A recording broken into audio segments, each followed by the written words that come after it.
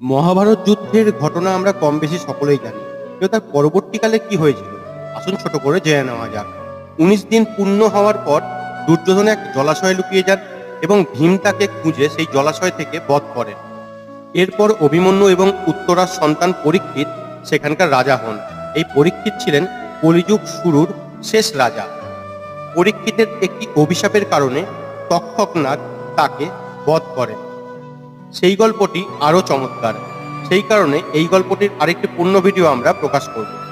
পরবর্তীকালে পরীক্ষিতের সন্তান জন্মেঞ্জয় সেই তক্ষকনাগকে বধ করার জন্য এক সর্পযজ্ঞের তৈরি করেন এবং সেই সর্পযজ্ঞ থেকে বাঁচান আস্তিক মুনি, যিনি ছিলেন মনসা দেবীর সন্তান, এবং সেই যেদিন বাঁচিয়েছিলেন সেই দিনটি আজ নাগ পঞ্চমী হিসাবে পরিচিত হয়।